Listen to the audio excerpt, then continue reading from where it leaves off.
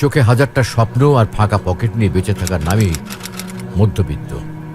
একটা মধ্যবিত্ত ঘরের ছেলেই চায় তার বাবা মাকে সবসময় সর্বোচ্চ সুখে রাখতে। সে অনেক কিছু করে, কিন্তু পকেটে টাকা না থাকার কারণে বাবা মার স্বপ্ন পূরণ করে উঠতে পারে না। সামর্থ্য না থাকায় হেরে যায় তারা। একজন মধ্যবিত্ত ঘরের বাবাও সবসময় তার ছেলের সব আবদার, বায়না, শখ পূরণ করতে চায়, কিন্তু কিভাবে সম্ভব? তার সাথে কে জড়িত মধ্যবিত্ত নামে শব্দটি? হাজার সুখ দেওয়ার চেষ্টা করলেও সামর্থ্যের কাছে সে ব্যর্থ। সত্যি বলতে কি, মধ্যবিত্ত পরিবারের ছেলেদের চাওয়া পাওয়ার পরিমাণ থাকে বেশি, কিন্তু টাকার অভাবে পাওয়া হয়ে ওঠে না। যদিও পায়, তবে সেটি সামান্যই বটে।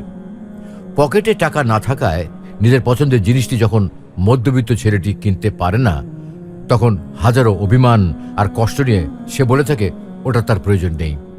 তবে মনে মনে কিন্তু ঠিকই সেই জিনিসটা পেলে অনেক সে খুশি হতো। তাদের ভাগ্যের খাতাটা যেন শূন্য থাকে, কিন্তু তবুও চোখে থাকে হাজারটা স্বপ্ন, আর এই স্বপ্ন নিয়ে বেঁচে থাকার নামই হচ্ছে মধ্যবিত্ত। স্বপ্ন ভাঙার পরেও নিজেকে ইনশাল্লাহ একদিন হবে বলে সান্ত্বনা দেওয়ার নামই মধ্যবিত্ত পরিবারের ছেলে। হাজার স্বপ্ন ভাঙলেও সে ভেঙে পড়ে না, কারণ সে তো যোদ্ধা, বরং নিজেকে সান্ত্বনা দিয়ে বেঁচে থাকে সে। একজন মধ্যবিত্ত পরিবারের ছেলে নিজের হাজারটা স্বপ্ন, বাবা মায়ের স্বপ্ন, চাওয়া পাওয়া পূরণ না হওয়া, এইসব চিন্তায় থাকে, কিন্তু দিন শেষে সবার সাথে কথা বলার সময় মুখের কোণে হাসিটা তার থাকে।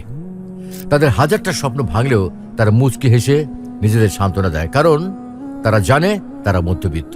হাজারটা ইচ্ছাকে পিছনে ফেলে জীবনকে গুরুত্ব দেওয়ার নামই হচ্ছে মধ্যবিত্ত।